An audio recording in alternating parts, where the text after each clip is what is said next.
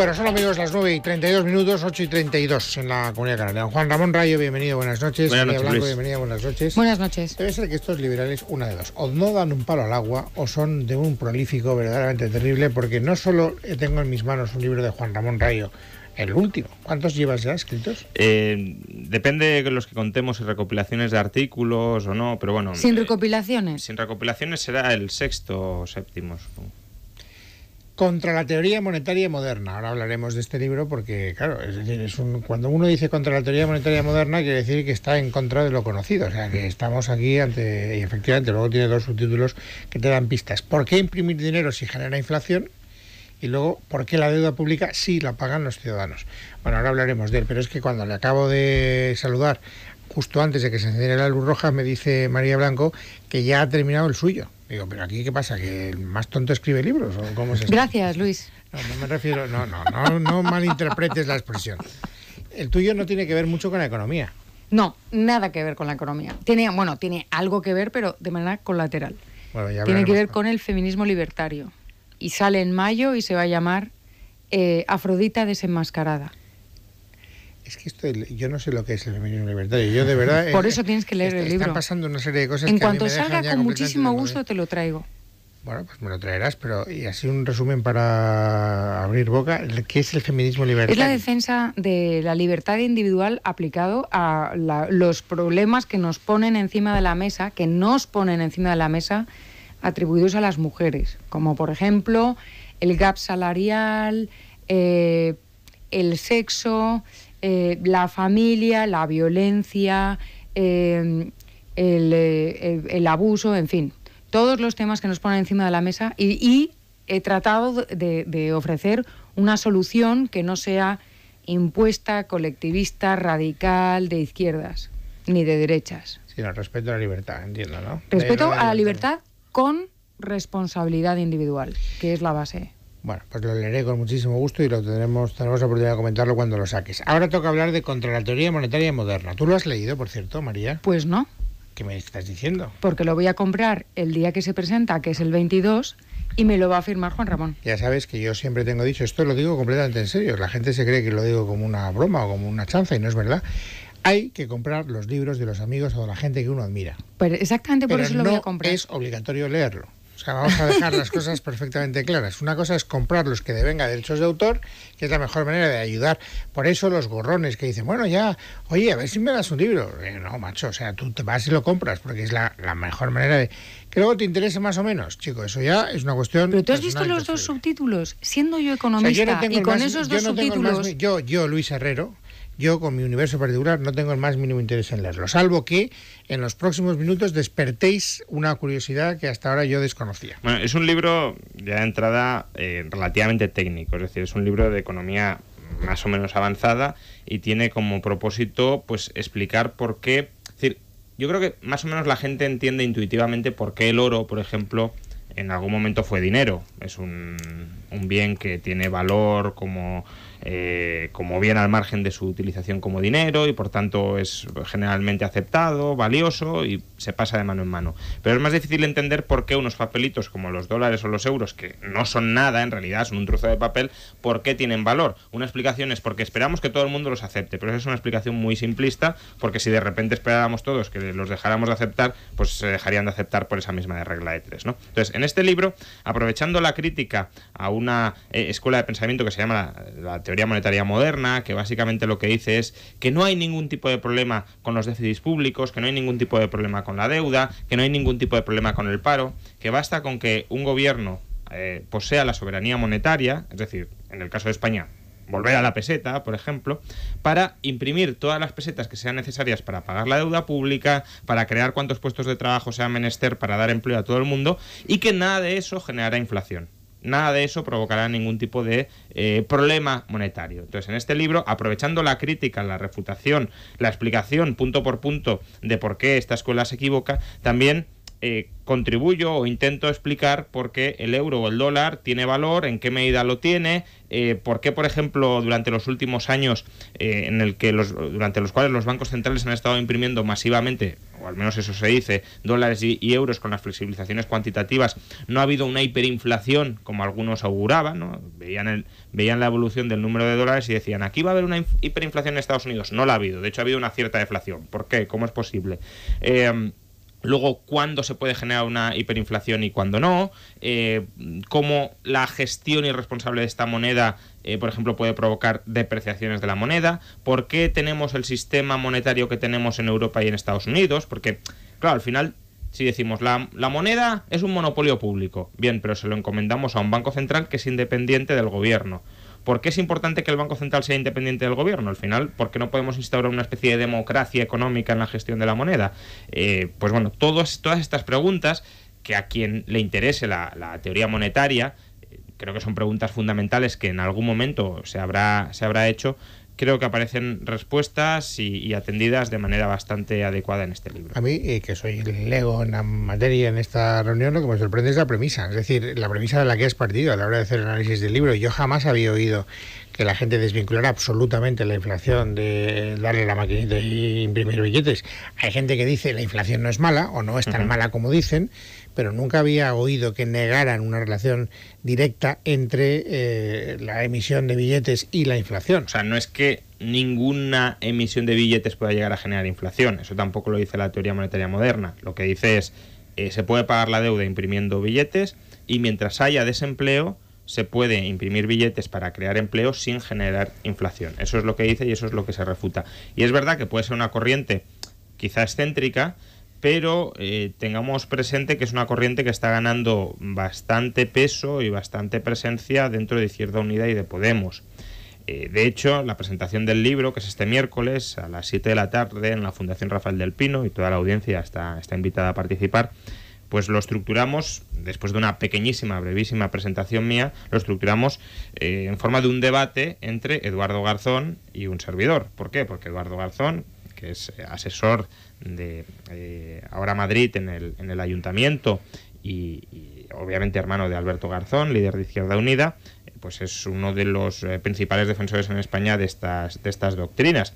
Y evidentemente uno se tiene que plantear, bueno, si estas doctrinas están ganando peso, por ejemplo, el otro día también Nacho Álvarez acudió a presentar a una de las principales autoras internacionales de esta corriente, Nacho Álvarez, el economista de referencia dentro de Podemos. Pues claro, uno se puede plantear, si Podemos e Izquierda Unida llegaran a tener influencia suficiente en el gobierno o incluso llegaran a copar la cartera de Economía, ¿qué tipos de políticas probablemente tratarían de aplicar o al menos se verían influidos muy cercanamente por qué tipos de políticas? Pues por las que se tratan en este libro, se refutan en este libro y se explican en este libro porque serían un desastre absoluto. ¿Yo puedo decir algo positivo? Por supuesto. ¿De la teoría de Eduardo Garzón? No, el mérito que tiene el libro de Juan Ramón Rayo. El mérito que tiene el libro es que, fíjate que desde los anales de la historia de la teoría económica, la teoría monetaria y el tema de la moneda ha sido central, ha sido uno de los temas que se han intentado manipular más a partir de una teoría monetaria, es decir, las manipulaciones por parte de los gobiernos, de los ministerios, etcétera, han sido siempre basadas o se han intentado basar, se les ha intentado dar un sustrato teórico como para justificarlas, ¿no?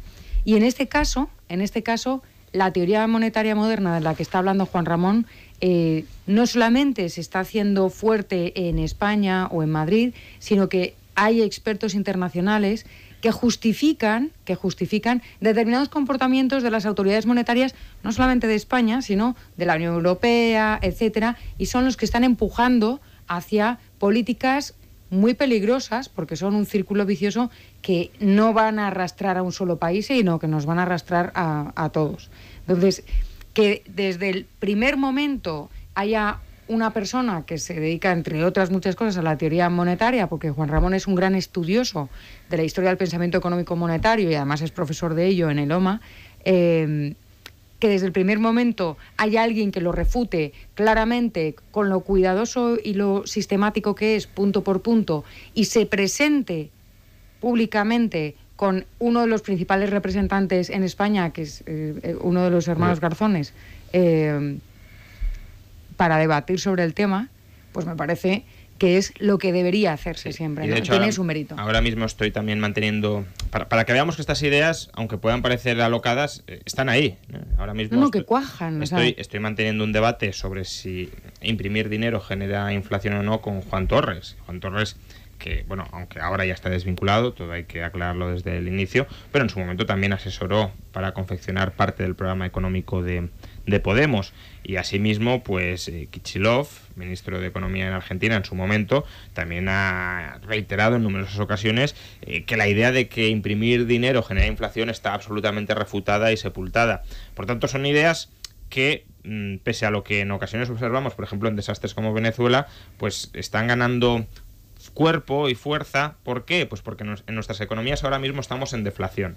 Entonces, claro, cuando la inflación no es un problema, es muy tentador decir la inflación no es un problema, y de hecho los bancos centrales están mostrando incapacidad para generar inflación, y parece que casi cualquier barra libre monetaria no genera inflación. Y no es así, y en el libro se explica por qué ahora hay deflación, por qué en ocasiones se puede imprimir sin generar inflación, pero por qué un descontrol monetario, una indisciplina monetaria, un control monetario por parte del gobierno terminaría degenerando en una alta inflación y en un repudio de la moneda. Has dicho que es el miércoles la presentación. El miércoles en la Fundación Rafael del Pino, Rafael Calvo, número 39, debate con Eduardo Garzón sobre el libro. A las 7 de la tarde.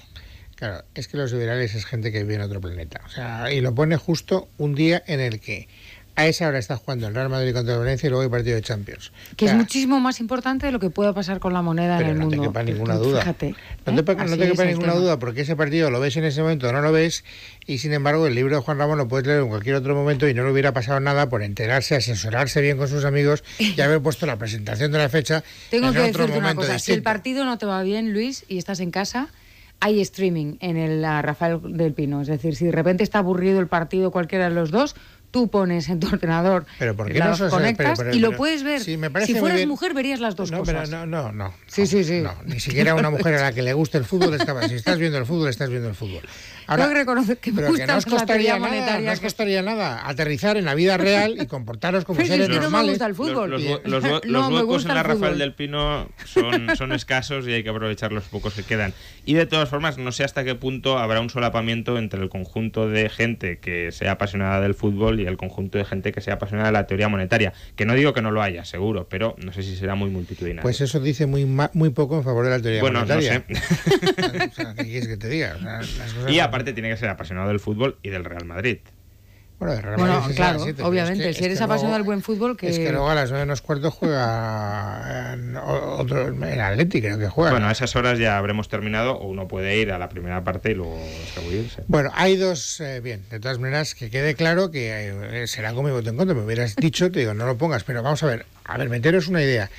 Generalmente, con un alto grado de probabilidad, cualquier acto del miércoles por la tarde coincide con el fútbol. ¿Qué más os da buscar otro día? Es que pues no lo puedo entender. Depende de la disponibilidad de salas, pero bueno, sí, tienes razón que en el Juan de Mariana, por ejemplo, cuando hacemos las conferencias de los sábados y coincide con algún partido importante, pues se nota un ¿Lo mejor. notáis? Sí, bueno, pues eso quiere decir que hay gente razonable en el Juan de Mariana, está muy bien.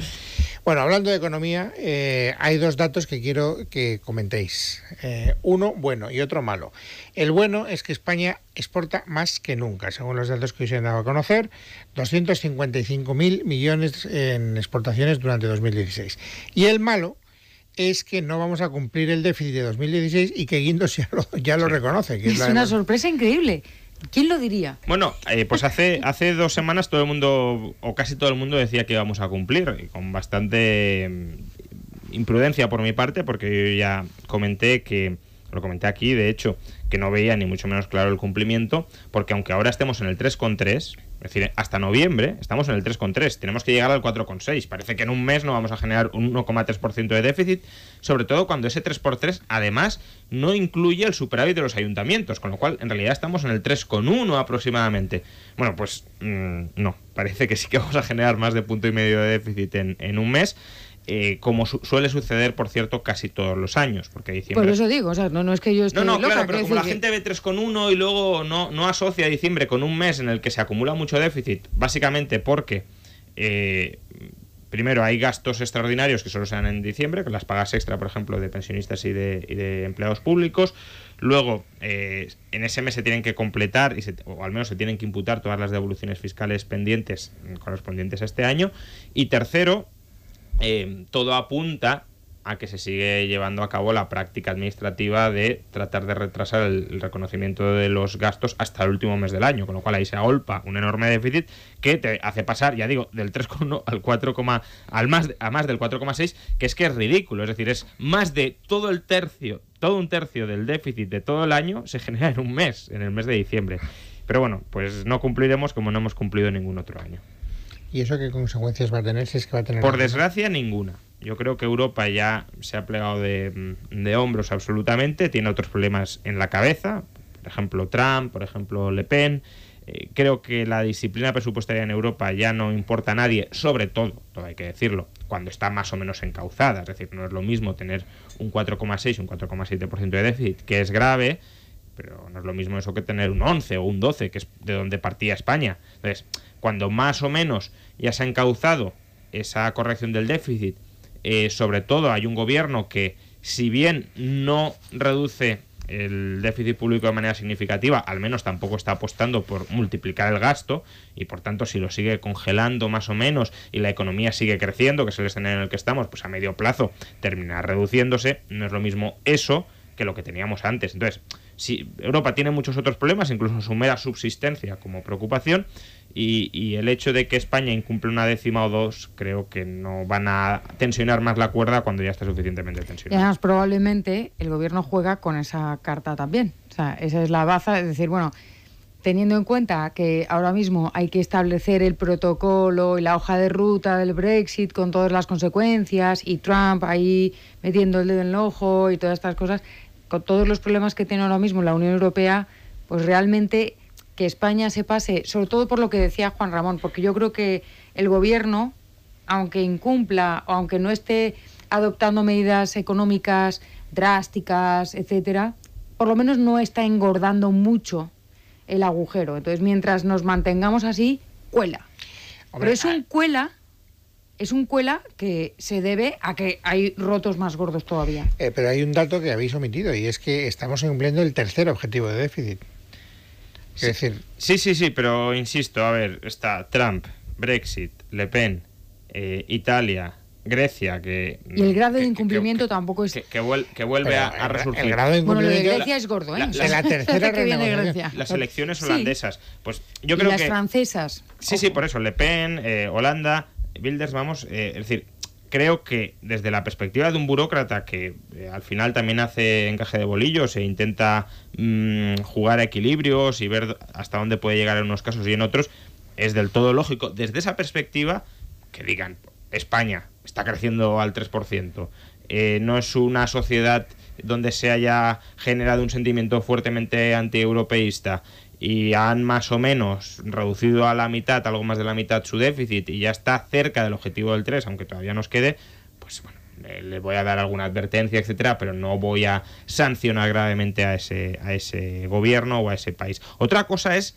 cómo deberíamos nosotros juzgar eso, porque aquí parece que si Europa no nos pega la bronca, que ya está todo bien. No está bien. De hecho, lo que haga Europa debería sernos irrelevante. Lo que nos debería preocupar es que este gobierno siga siendo tan irresponsable fiscalmente como para, creciendo la economía al 3%, 10 años después de que arrancara la crisis, todavía estemos con un déficit público cercano al 5%. Pero eso debería ser una preocupación, sobre todo ahora mismo, de los españoles, porque los burócratas europeos, desde luego, no tienen ahora mismo la sostenibilidad financiera a muy largo plazo de España en la cabeza.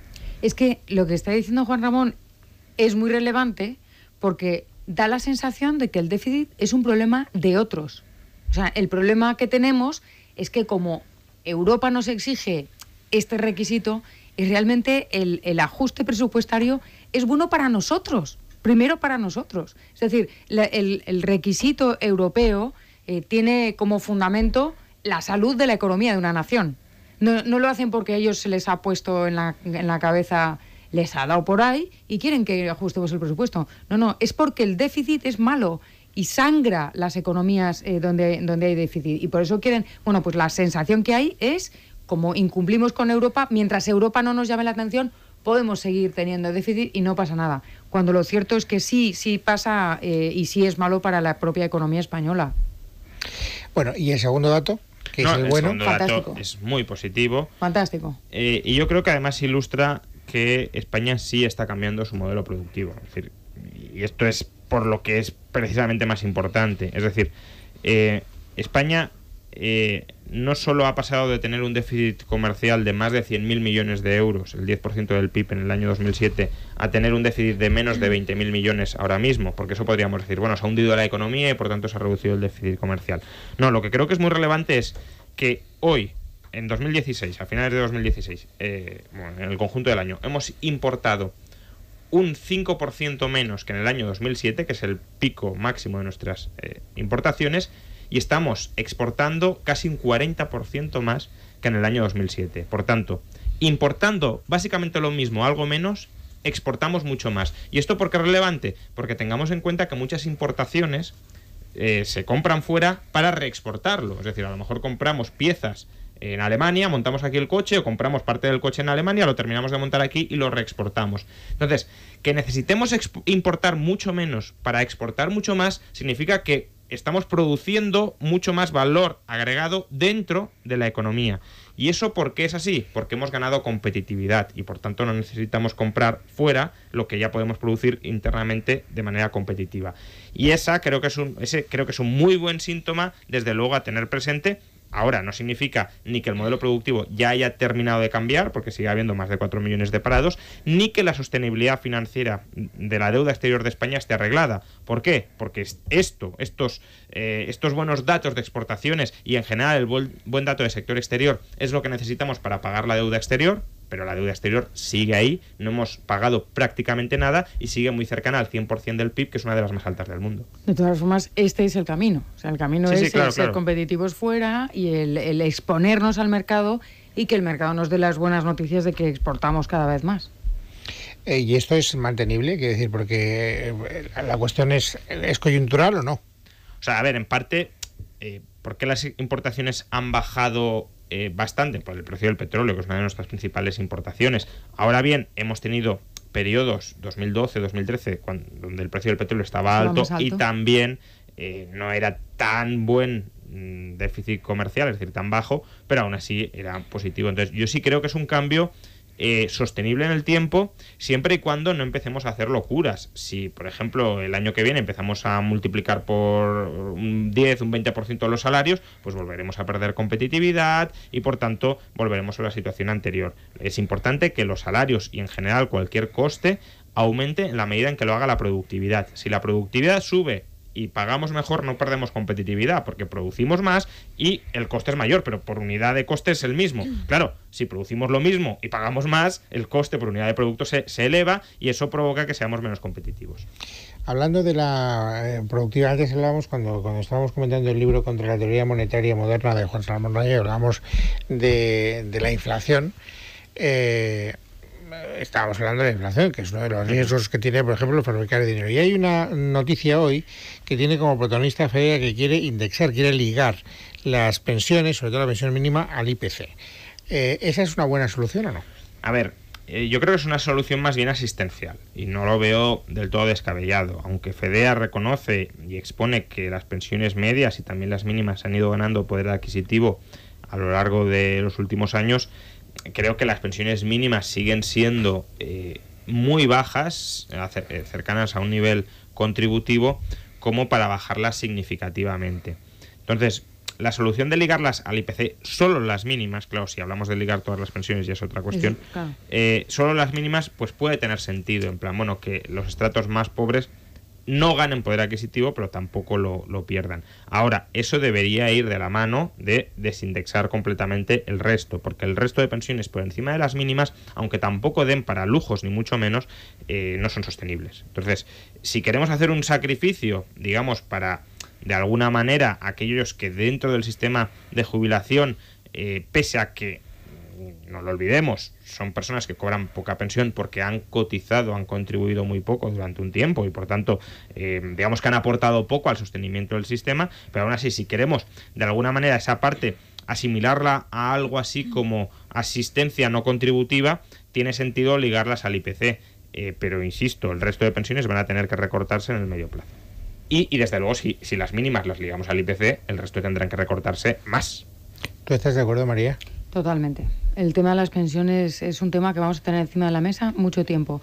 Y esta medida en concreto me parece básica, pero teniendo en cuenta que tenemos el resto de las pensiones encima de la mesa y no son sostenibles. Hoy debe ser que Domingo Soriano o alguien de Libertad de Libre Mercado ha hecho algún cálculo, porque durante algún tiempo, esta mañana o esta tarde, ya no me acuerdo porque como entro varias veces al día, pero la noción del tiempo, Libertad Digital está precisamente abriendo con el futuro más bien incierto de poder adquisitivo de los pensionistas. Me parece que hablaba de una pérdida del 25%, me parece que era el titular. Es muy grave porque los pensionistas son las personas que han estado trabajando, levantando el país y ahora sí, pero como vosotros sí, pero sois vosotros los que más les desalentáis. Ya 2 veces habéis dicho cada uno esta noche que no son sostenibles esas pensiones. Que no lo son, pero el que digamos la verdad no quiere decir que estemos de acuerdo con que pase eso, es al revés. A mí me parece que es un grave acto de irresponsabilidad por parte de todos los gobiernos que se han empeñado en hacer chapuzas y poner pegatinas en las pensiones en lugar de afrontar un tema tan sensible como este. Es que las personas mayores